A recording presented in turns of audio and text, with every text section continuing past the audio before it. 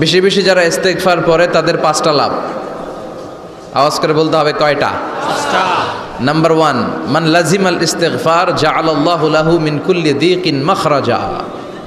যে সব সময় ইস্তেগফারের সাথে লাজিমা মানে লেগে থাকে, আঠার মতো। কিসের মতো?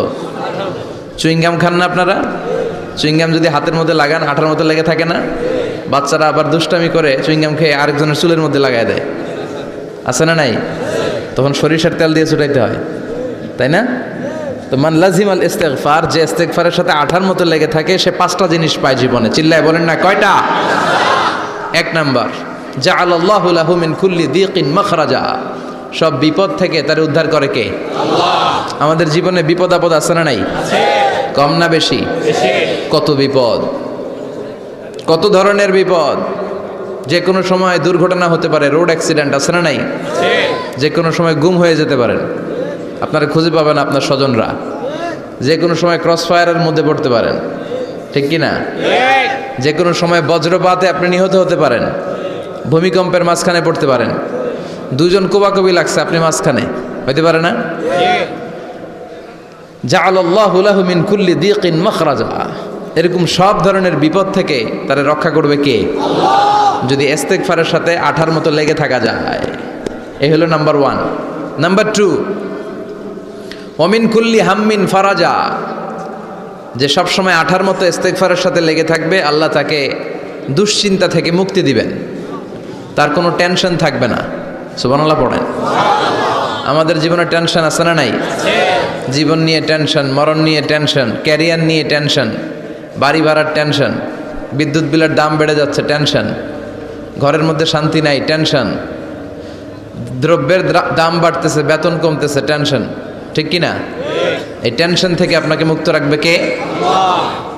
নাম্বার 3, ওয়ায়ারযুকহু মিন হাইসু লা ইয়াহতাসিব। এমন জায়গা থেকে আল্লাহ আপনাকে রিজিকের ব্যবস্থা করবে, আপনি কল্পনাই করতে পারবেন না। রিজিক দেওয়ার মালিক কে? কেউ যেটা পারে না, পারে কে? এমন জায়গা থেকে তিনি রিজিক দিবেন, আপনি কল্পনাই করতে পারেন না। আপনি হিসাবই করেন না যে এখান থেকে কিছু রিজিক আমি পাবো, কিন্তু আল্লাহ ব্যবস্থা করে দিয়েছে। সুবহানাল্লাহ পড়েন। 4 নাম্বার, যতক্ষণ ইস্তেগফারের সাথে আঠার মতো লেগে থাকবেন, আল্লাহর কোনো শাস্তি আপনার উপর আসবে না। ওমা কানাল্লাহু মুআযযিবাহুম ওয়া হুম ইস্তাগফিরুন। যতক্ষণ আপনি ইস্তেগফার পড়বেন, আল্লাহর আযাব আপনারে পাকড়াও করবে না। 5 নাম্বার হচ্ছে আল্লাহ আপনাকে মুস্তাজাবুদ দাওয়া বানিয়ে দিবে। মুস্তাজাবুদ দাওয়া মানে এমন ব্যক্তি, যেই ব্যক্তি দোয়া করা মাত্রই দোয়া কবুল করে কে? আল্লাহ। সবসময় ইস্তেগফার পড়তে রাজি আছেন তো? আরব বিশ্বে আমরা যখন পড়াশোনা করতাম তখন দেখতাম যে রাস্তাঘাটে বিভিন্ন জায়গায় আজকারগুলো, আল আদইয়াতুল মাসুরা, মাসনুন দোয়াগুলো তারা লিখে রাখতো, যাতে মনের অজান্তেই তাদের চোখ ওই সাইনবোর্ডে পড়লে তারা যেন ওই দোয়াগুলো পড়তে পারে। রাস্তার মধ্যে লেখা থাকতো সুবহানাল্লাহ, আলহামদুলিল্লাহ, আল্লাহু আকবার, লা ইলাহা ইল্লাল্লাহ। আপনি উঁচু কোনো জায়গায় উঠবেন বা লিফটে দিয়ে উপরে উঠবেন, সিঁড়ি দিয়ে উপরে উঠবেন, ওঠার সময় বায়ে লেখা আল্লাহু আকবার। কারণ হাদিসে এসেছে ইদা সাইদনা কাব্বারনা, আমরা যখন উপরের দিকে উঠতাম আমরা পড়তাম আল্লাহু আকবার। ওয়া ইদা নাজালনা সাব্বাহনা, আর যখন আমরা নিচের দিকে নামতাম আমরা পড়তাম সুবহানাল্লাহ। এজন্য হেঁটে হেঁটে কিংবা সিঁড়ি দিয়ে কিংবা লিফট দিয়ে, এলিভেটর দিয়ে আপনি যখন উপরের দিকে উঠবেন কি পড়বেন? আওয়াজ করে পড়েন, কি পড়বেন? আর নিচের দিকে নামলে কি পড়বেন?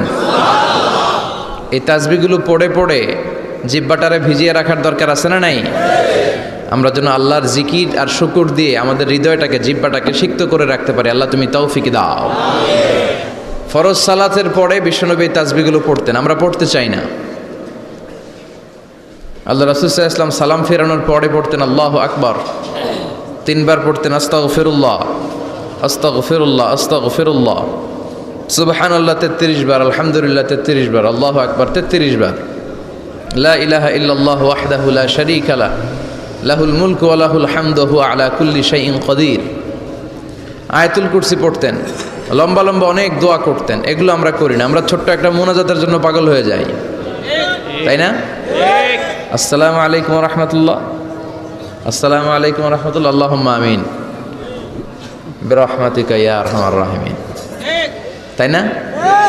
আমিন ইয়া আরহামার রাহিমিন। তো হইল কিছু?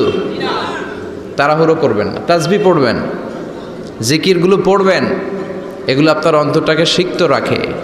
ফরজ সালাতের পরে আয়াতুল কুরসি পড়তে হয়। মান কারা আয়াতাল কুরসি দুবুরা কুল্লি সালাতিন মাকতুবা লাম ইয়ামনাহু মিন দুখুলিল জান্নাতি ইল্লাল মাউত। প্রত্যেক ফরজ সালাতের পরে যে আয়াতুল কুরসি পড়ে তার জান্নাতে ঢোকার ব্যাপারে কোনো বাধা থাকে না একটি জিনিস ছাড়া, সেটা হলো তার মৃত্যু। লোকটা মরে না তাই জান্নাতে যায় না, মরলেই জান্নাতি। প্রত্যেক ফরজ সালাতের পরে আয়াতুল কুরসি পড়বেন তো, আর সর্বাবস্থায় বেশি বেশি করে পড়বেন আস্তাগফিরুল্লাহ। কি পড়বেন? আমার সাথে আওয়াজ করে পড়েন আস্তাগফিরুল্লাহ, আর আওয়াজ করে পড়েন আস্তাগফিরুল্লাহ। আপনারা ইমাম আহমদ ইবনে হাম্বলের নাম শুনেছেন? আমরা ইসলামে 5টা মাযহাবের প্র্যাকটিস করি, কোরআন সুন্নাহর আলোকেই আমরা করি। হানাফি, শাফিঈ, মালিকি। 4 নম্বরটা আপনারা বলেন হাম্বলি। হানাফি, শাফিঈ, মালিকি, তারপরে হাম্বলি। এই হাম্বলি মাযহাবের ধারক এবং বাহক ইমাম আহমদ ইবনে হাম্বল। উনি অনেক বড় যুগ শ্রেষ্ঠ মুহাদ্দিস ছিলেন। একক স্বতন্ত্র হাদিসের কিতাব হিসেবে পৃথিবী খ্যাত যে হাদিসের কিতাবটা, যেটার মধ্যে সবচাইতে বেশি সংখ্যক হাদিস আনা হয়েছে, মুসনাদ আহমদ ইবনে হাম্বল, এটার রচয়িতা উনি। সুবহানাল্লাহ পড়েন। প্রায় 40,000 হাদিসের কালেকশন ওই কিতাবের ভেতরে আছে। এই হাদিস কালেকশনের জন্য ইমাম আহমদ ইবনে হাম্বল বছরের পর বছর, যুগের পর যুগ, শহর থেকে গ্রাম, গ্রাম থেকে শহর চষে বেরিয়েছেন। ওনার শেষ জীবনটা উনি হাদিস সংগ্রহের কাজে ব্যয় করেছেন। একবার এক সফরে তিনি রাত্রিবেলা বেরোলেন। ইস্তেগফার পড়লে যে কি করে মানুষ মুস্তাজাবুদ দাওয়া হয় শুনেন। রাত্রিবেলা সফরে তিনি বেরোলেন, হাদিস সংগ্রহের সফর। পথিমধ্যে এক মসজিদে মাগরিবের নামাজ পড়লেন, এশার নামাজ পড়লেন। প্রচণ্ড শীত। তিনি ভাবলেন আজকের রাতটা মসজিদেই কাটায় দেই, ফজরের সালাত পড়ে তারপরে বেরোব। ব্যাগ থেকে কাঁথা বের করে তিনি শুয়ে পড়লেন। কিন্তু মসজিদের দারোয়ান এসে বলে, মসজিদে তো থাকা যাবে না, আপনি বের হন। ইমাম আহমদ ইবনে হাম্বল বললেন, আমি বৃদ্ধ মানুষ, প্রচণ্ড শীত, কই যাব? আমি ফজরেরও মুসল্লি, ফজর নামাজও এই মসজিদে পড়বো, আমারে বাজান তুমি থাকতে দাও। দারোয়ান বলেন, নো, থাকা যাবে না, মসজিদে থাকা যাবে না, বের হন, নাহলে গাঠটি সহ বের করে দেব। চিনে নাই এটা যে ইমাম আহমদ ইবনে হাম্বল, সে বুঝতে পারে নাই। তো দারোয়ানের সাথে সুবিধা করতে না পেরে ইমাম আহমদ ইবনে হাম্বল ব্যাগ নিয়ে বেরোয় গেলেন। প্রচণ্ড শীত, কাঁপছেন। হঠাৎ দেখে সামনে এক বাজার। ওই বাজারে এক খাব্বাজ বসে আছে। খাব্বাজ মানে রুটি বিক্রেতা। খাব্বাজ মানে যুবক, একজন রুটি বিক্রেতা, রুটি বিক্রি করে। যে যুবককে সালাম দিলেন, আসসালামু আলাইকুম। যুবক পড়লো, আলাইকুম আসসালাম। ইমাম আহমদ ইবনে হাম্বল বলল, যুবক, আমি মুসাফির মানুষ, থাকার জায়গা নাই, প্রচণ্ড শীত। এই যে তুমি চুলার মধ্যে উনুনে রুটি বানাচ্ছ, আমি যদি তোমার চুলার পাশে বসে রাতটা কাটাই, তোমার কোনো সমস্যা হবে?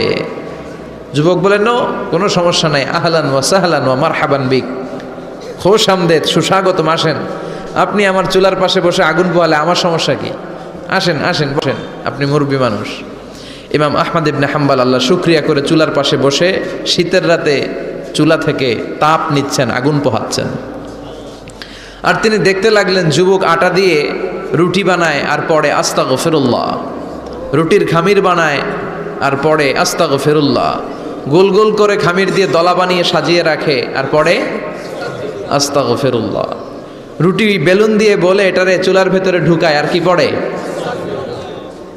পড়ে আস্তাগফিরুল্লাহ। ক্রেতা আসলে ক্রেতাকে রুটি দেয় আর পড়ে, ক্রেতার হাত থেকে টাকা নিয়ে ক্যাশ বক্সে রাখে আর কি পড়ে? ইমাম আহমদ ইবনে হাম্বল তো অবাক, ঘটনা কি? আসার পর থেকে এই যুবকটারে দেখতেছি খালি পড়ে আস্তাগফিরুল্লাহ, আস্তাগফিরুল্লাহ। তিনি কৌতূহল বশত বললেন, যুবক, মা লাকা ইয়া শাব দাইমান তাকরাউনা আস্তাগফিরুল্লাহ। হে যুবক, তোমার ঘটনাটা কি? আসার পর থেকেই তুমি শুধু দেখতেছি পড়তেছো আস্তাগফিরুল্লাহ, আস্তাগফিরুল্লাহ, কারণটা কি? যুবক বলে, আমি সবসময় ইস্তেগফারের সাথে আঠার মতো লেগে থাকি, আর লেগে থাকার কারণে এর বরকতে আল্লাহ আমাকে মুস্তাজাবুদ দাওয়া বানিয়ে দিয়েছে।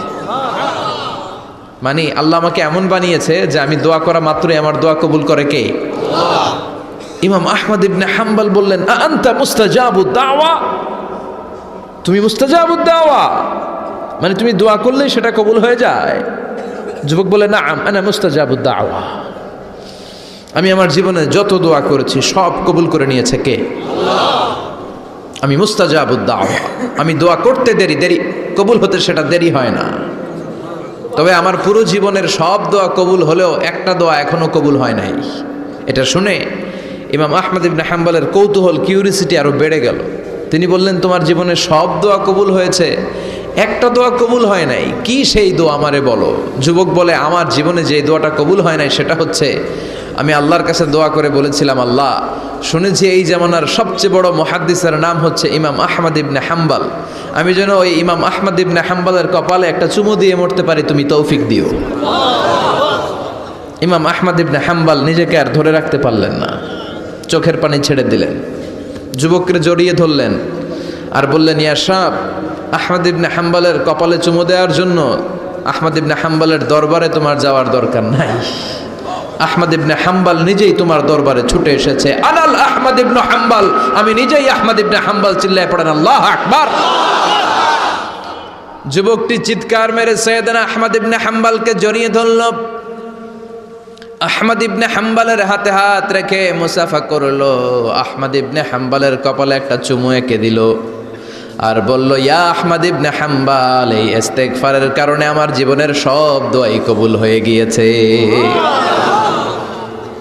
আপনি সব সময় যদি ইস্তেগফারের সাথে লেগে থাকেন, আপনারে মুস্তাজাবুদ দাওয়া বানাবে কে? আল্লাহ। এজন্য অবসরে যখন কোনো কাজ থাকে না, বেশি বেশি ইস্তেগফার পড়া যাবে না? ইস্তেগফারের সাথে আঠার মতো লেগে থাকা যাবে না?